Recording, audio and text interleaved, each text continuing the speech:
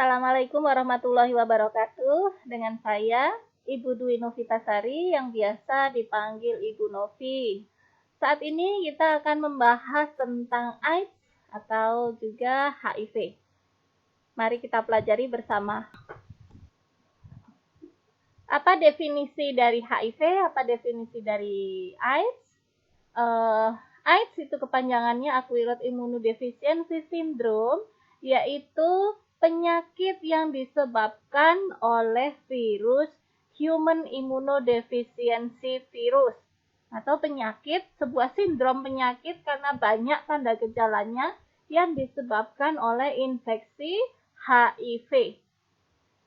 Penyakit imunosupresif berat terkait dengan infeksi oportunistik, terkait dengan infeksi-infeksi tambahan, dan juga ada tumor ganas serta degenerasi susunan saraf pusat. HIV ini menimbulkan infeksi di berbagai macam sistem sel imun, termasuk yang mengandung CD4, yaitu ada limfosit T, terus juga makrofag dan sel dendrit. Mereka ini adalah sel-sel yang memiliki MHC, namanya major histocompatibility, ya, di mana untuk koneksinya membutuhkan CD4. Penyebaran dari HIV ini berkembang secara cepat pada wanita dan anak-anak. AIDS dapat menyebabkan kematian lebih dari 20 juta orang setahun. Angka kesakitan dan kematiannya semakin tinggi. Tata laksana penggunaan obat ARV sekarang dikontrol dengan baik. ARV apa?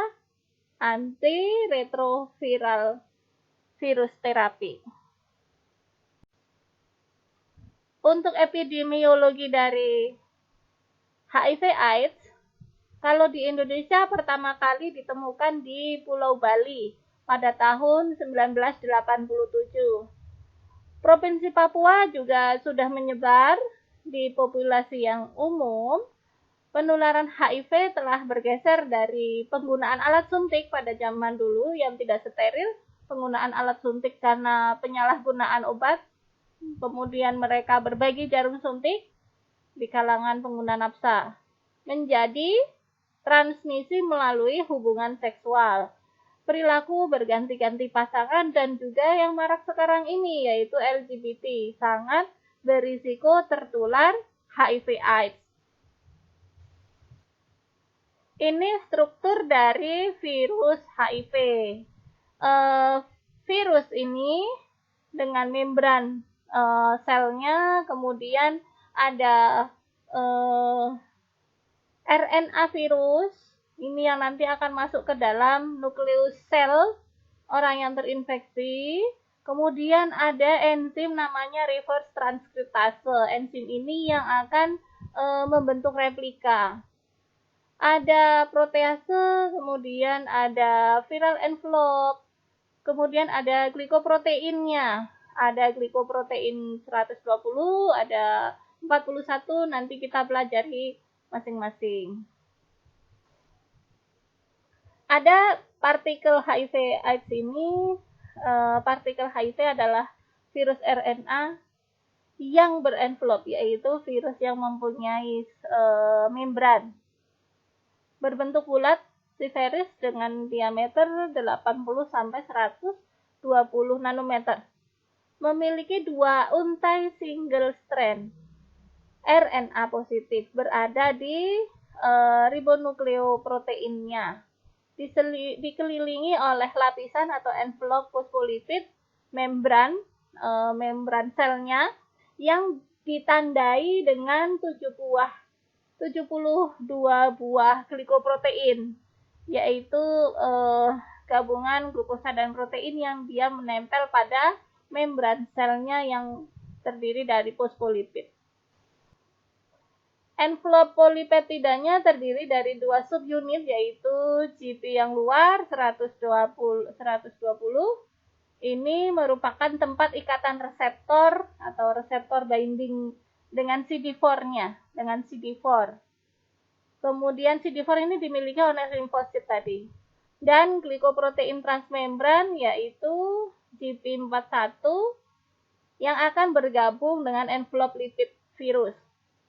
Protein-protein pada membran luar ini terutama berfungsi untuk mediasi terjadinya ikatan antara sel CD4, antara sel leukosit, dan reseptor kemokinnya. Struktur HIV kita lanjutkan lagi. Pada permukaan dalam envelop lipid virus dilapisi oleh protein matriks yaitu P17 yang kemungkinan berperan penting dalam menjaga integritas struktural virion. Envelop lipid terbungkus dalam protein kapsid yang terbentuk ikosahedral yaitu P24 dan matriks P17. Protein kapsid mengelilingi inti dalam virion sehingga membentuk cabang di sekitar material genetik. Tadi di awal kita lihat ya ada virion envelope-nya. Protein nukleokapsid terdapat dalam cangkang tersebut dan berikatan langsung dengan molekul-molekul RNA virusnya. Ini viral infection tertinggi terjadi pada bulan kedua sampai ketiga pasca pajanan. Dan jumlah dari CD4 akan semakin lama semakin menurun. Kita lihat itu ada peaknya viral infectionnya pada bulan kedua ketiga. Kemudian akan menurun diiringi penurunan jumlah CD4. Berarti penanda penurunan jumlah limfosit T-nya. Bagaimana terjadinya infeksi HIV? Transmisinya terutama HIV yaitu melalui darah, sperma, dan beberapa cairan tubuh lainnya. Ya bisa ludah, bisa ASI, ya tetapi dengan jumlah yang sedikit. Yang terutama tadi darah dan sperma. Menyebar melalui berbagai cara. Cara tersebar via transmisi seksual melalui mukosa genital. Keberhasilan transmisi virus itu sendiri sangat bergantung pada viral load individu yang terinfeksi. Ketika viral load-nya sedang tinggi, maka itu akan semakin meningkatkan transmisinya. Tetapi kalau viral load-nya sedang rendah, pada awal-awal terinfeksi, kemungkinan untuk transisi virus juga akan rendah. Ini viral load ialah perkiraan, ya. Perkiraan jumlah kopi RNA per milimeter serum pada plasma penderita. Apabila virus ditularkan pada inang yang belum terinfeksi, ditularkan pada orang yang belum terinfeksi, maka akan terjadi viremia transien dengan kadar yang tinggi. Virus akan menyebar luas dalam tubuh inang yang baru. Virus HIV dapat menginfeksi sel T yang mempunyai CD4 dan monosit di dalam darah, serta T dan makrofag yang ada di jaringan mukosa. Baik sel T, sel makrofag, sel dendrit itu semua mempunyai CD4. Bagaimana dengan perjalanan virus? Ini virus ditransmisikan secara seksual melalui mukosa genital. Maka dia akan menempel pada limfosit T, CD4, atau makrofag, atau juga sel dendrit pada kulit yang dikenal juga sebagai sel Langerhans. Kembali coba dipelajari lagi sel-sel dalam imunitas ya. Ini kita kenal ada limfosit T, dia adaptive immunity seluler. Ada juga ini ada makrofag, ada sel dendrit, ada sel Langerhans. Sel makrofag dan dendrit ini adalah sel innate immunity seluler. Dia tidak bisa mememori. Ya, tidak ada memori di sel dendrit dan makrofag. Tetapi keduanya bisa melakukan fagositosis. Juga mempunyai CD4. Dan selanjutnya ini yang terakhir, virus akan bergerak bereplikasi di kelenjar getah bening setempat, di nodus limfe setempat. Selanjutnya, sel dendrit akan berfusi dengan limfosit CD4, bermigrasi ke dalam nodus limfa. Setelahnya virus ini mencapai nodus limfa regional, maka virus akan menyebar secara hematogen. Dan juga virus tinggal pada berbagai kompartemen jaringan. HIV juga dapat langsung ke aliran darah dan tersaring melalui nodulus limfatikus regional. HIV bereproduksi dalam nodus limfatikus, kemudian virus baru akan dilepaskan. Dari sebagian virus baru ini, jadi virus akan melakukan replikasi pada sel yang telah diinfeksinya. Ya, dia akan mengambil alih, akan melakukan transkripsi RNA-nya. Ya, setelah terbentuk virus baru, sebagian virus baru ini akan berikatan dengan limfosit CD4 yang berdekatan dan menginfeksi limfosit CD4 tersebut. Sedangkan sebagian lainnya dapat berikatan dengan sel dendrit dalam nodus limfatikus. Jadi, seluruh tentara imun kita akan terinfeksi. Bahkan limfosit T kita terinfeksi. Ya, itu adalah jenderalnya. Kalau tadi hanya sel dendrit dan sel makrofag, itu hanya prajurit biasa bagi sel imun kita. Kalau limfosit T itu sudah jenderal dari sistem imunitas seluler kita. Itu pun diinfeksi oleh HIV. Jangka waktu sekitar 1 minggu sampai 3 bulan setelah terinfeksi akan terjadi respon imun seluler yang spesifik HIV.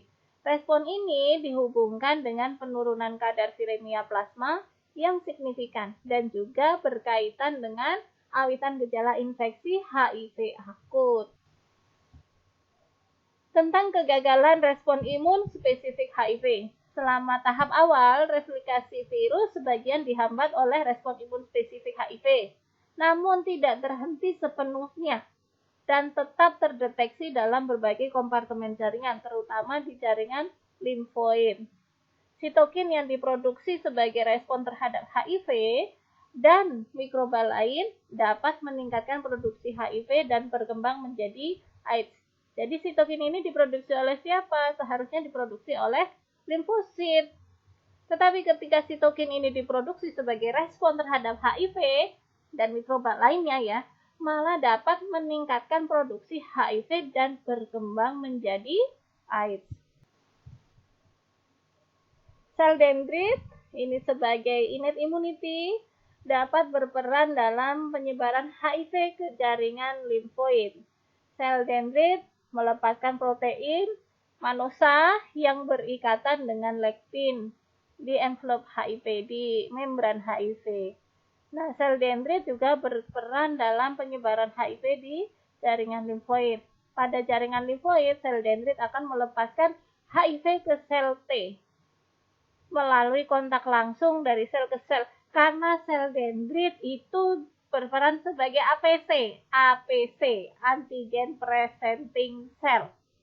Ketika dia sudah memfagosit HIV, kemudian diolah, exogenous toksinnya diolah, akan menjadi antigen yang akan diberikan kepada leukosit, pada limfosit T. Memang itu tugasnya sel dendrit, ya. Jadi akan ada kontak antara sel dendrit dengan sel T dan ini akan menyebarkan virus HIV. Viremia terjadi beberapa hari setelah terinfeksi. Virus HIV melakukan banyak sekali replikasi sehingga terdeteksi di nodus limfatik regionalnya, mengakibatkan viremia, yaitu sejumlah besar partikel virus HIV dapat kita deteksi di serum atau plasma darah penderita. Viremia menuju sindrom HIV akut. Viremia dapat menjadi sindrom HIV akut dengan berbagai macam gejala klinis, baik yang asimptomatis maupun simptomatis. Penyebaran virus ke seluruh tubuh dan menyebabkan infeksi sel T helper, makrofag, dan sel dendrit di jaringan perifer. Ini kalau tugas sel T helper hanya dia akan menyebabkan proliferasi, ya, mengaktifkan makrofag dan sel dendrit untuk melakukan fagositosis atau mendegradasi virus yang sudah mereka fagosit. Jadi sel T helper tidak bisa melakukan sitolitik, berbeda dengan sel T killer. Penurunan jumlah sel T CD4 dan sel dendrit ini efek simptomatik virus dan kematian sel akan menurunkan jumlah sel T CD4. Jumlah sel T yang hilang selama perjalanan infeksi hingga AIDS jauh lebih besar dibandingkan jumlah sel yang terinfeksi. Hal ini diduga akibat sel T yang diinfeksi kronis distimulasi melakukan apoptosis. Jadi sel T distimulasi melakukan bunuh diri. Apoptosis adalah kematian sel secara terprogram. Sel dendrit yang terinfeksi juga akan mati, juga akan melakukan apoptosis. Untuk periode asimptomatik atau laten, virus yang dihasilkan ini umumnya sedikit. Pada umumnya sel T darah perifer tidak mengandung virus, tetapi kerusakan CD4 sel T di dalam jaringan limfoid terus berlangsung selama periode laten ini. Jadi tetap ada kerusakan dari CD4. Kelas diferensiasi 4 penanda sel T ya, CD4 itu. Dan jumlah dari CD4 sel T tersebut terus menurun di dalam sirkulasi darah. Ini periode asimptomatik atau laten, awal penyakit, tubuh cepat menghasilkan CD4 sel T baru untuk menggantikan CD4 sel T yang rusak. Lebih dari 10% CD4 sel T di organ limfoid akan telah terinfeksi. Dan seiring waktu, siklus infeksi virus terus berlanjut. Kematian sel T dan penurunan jumlah CD4 sel T di jaringan limfoid dan sirkulasi akan terjadi.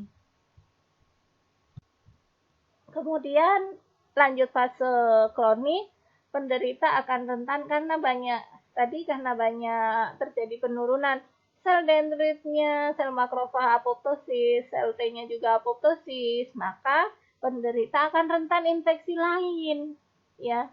Dan respon imun terhadap infeksi ini akan merangsang produksi virus HIV. Jadi ini lingkaran setan. Dan kerusakan jaringan limfoid akan semakin menyebar.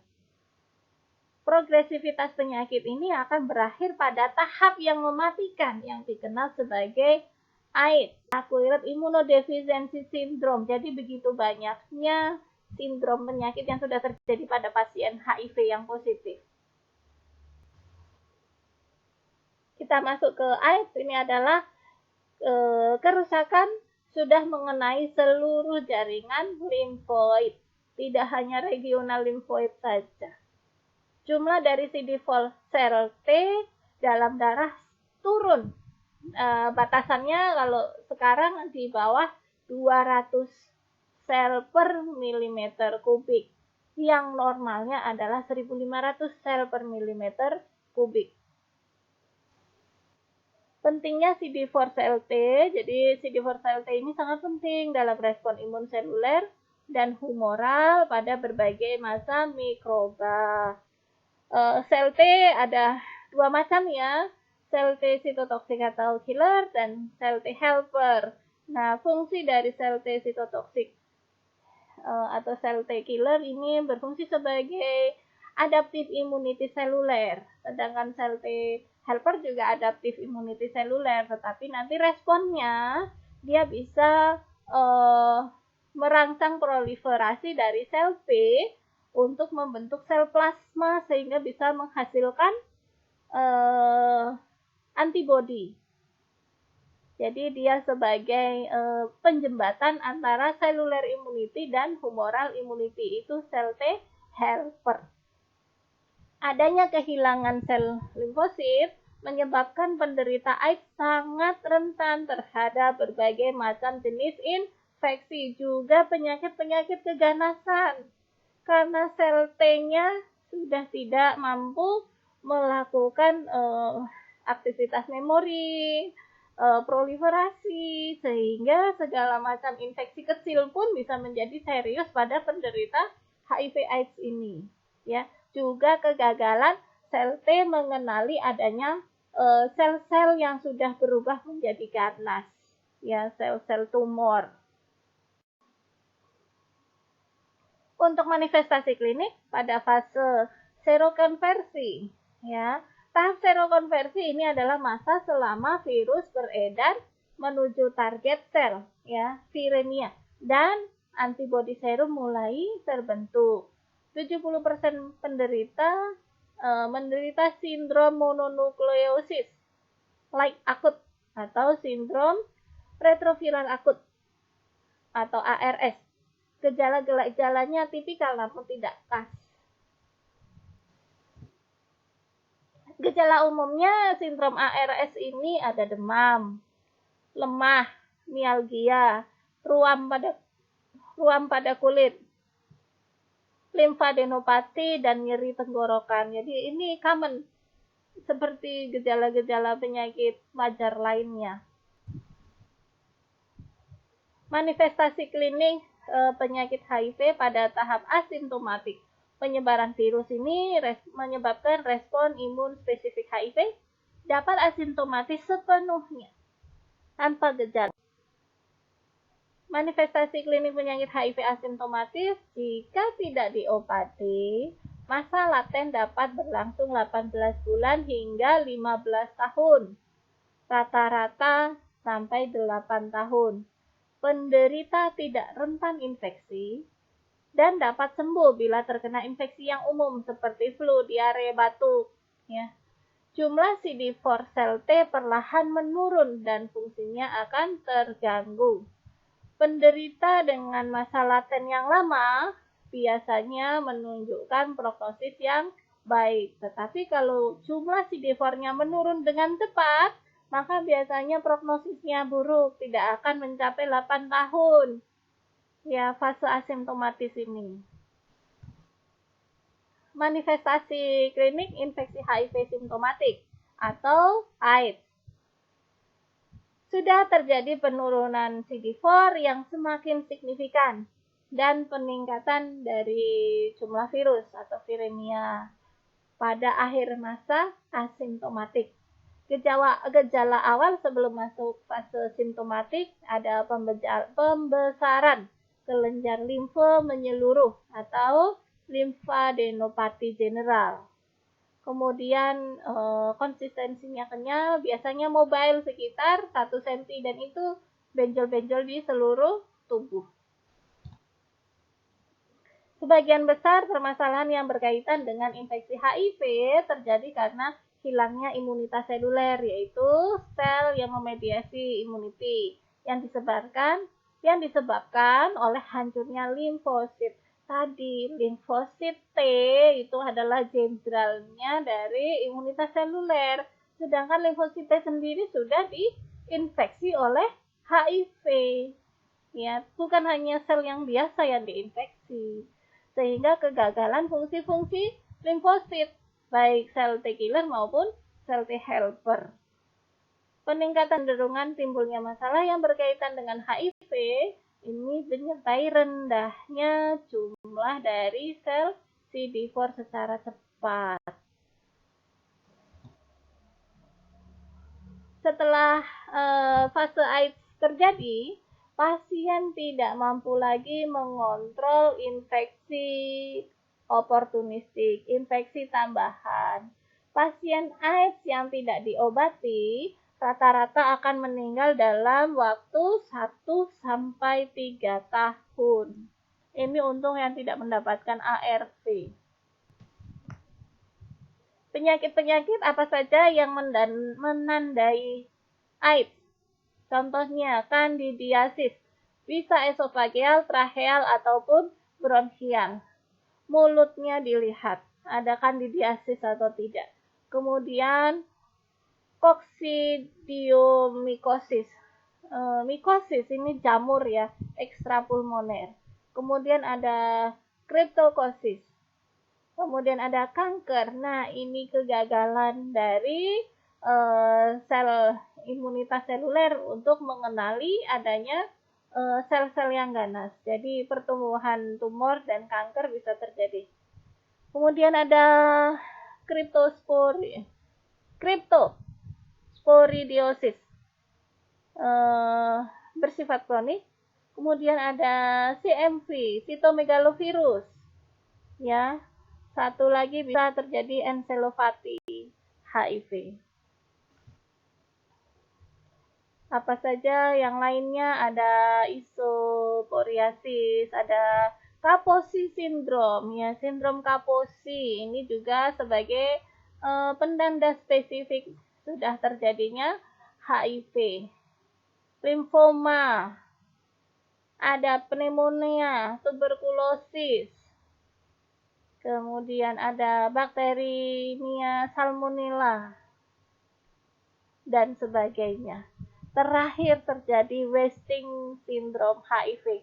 Pasiennya sudah tiada daya. Ya, sudah wasting syndrome HIV. Apa saja transmisi dari HIV? Ingat, transmisinya adalah seksual terbanyak sekarang. Bisa transfusi. Kenapa bisa lolos transfusi? Bisa saja pasien melakukan donor darah saat dia pada periode jendela, Windows period, sehingga tidak terdeteksi. Kemudian jarum yang terkontaminasi dan secara vertikal, yaitu dari ibu ke janinnya. Kontak seksual, HIV terdapat pada cairan semen dan cairan sekret, baik pada pasangan homoseksual ataupun heteroseksual. Jadi, HIV/AIDS tetap berisiko tinggi pada pasien LGBT. Kerusakan pada mukosa genital akibat penyakit menular seksual seperti sifilis, ya, akan memudahkan infeksi HIV. Melalui transfusi, segala transfusi, baik itu whole blood cell, ada plasma, ada trombosit, ya, maupun fraksi-fraksi sel dan protein-protein lainnya, itu tetap berisiko menularkan HIV. Jarum yang terkontaminasi. Kontaminasi karena tusukan jarum terinfeksi sering pada petugas kesehatan termasuk perawat. Nah, ini hati-hati ya, perawat. Tidak boleh menutup jarum dengan penutupnya. Buang ke safety box. Bertukar pemakaian jarum pada pengguna obat-obatan psikotropika. Kemudian ini ada transmisi vertikal atau perinatal. Wanita hamil dengan HIV bisa berisiko 15-40% menularkan HIV ke bayinya. Melalui apa? Bisa melalui plasenta atau saat proses persalinan, juga bisa melalui ASI. Faktor risiko transmisi vertikal ibu ke janin. Dari faktor ibu juga ada dari saat intrapartum. Kita cek dari faktor ibu. Kadar CD4 yang rendah berarti jumlah limfosit T-nya rendah. Ya, jadi banyak, viremianya tinggi. Ya, tingginya kadar viral load. Kemudian perlakuan korioamniosis, yaitu pengambilan fungsi amnion. Ya, AIDS yang berlanjut, kemudian adanya antigen P24 dalam serum ibu. Untuk faktor intranatal, kondisi ketuban pecah dini buatan, jadi jangan dilakukan apa itu istilahnya, saya agak lupa, pemecahan dari selaputan, amniotomi, lupa lah saya. Kemudian ketuban pecah dini lebih dari 4 jam, penggunaan alat-alat persalinan dan persalinan prematur ini berisiko menularkan HIV dari ibu ke janin.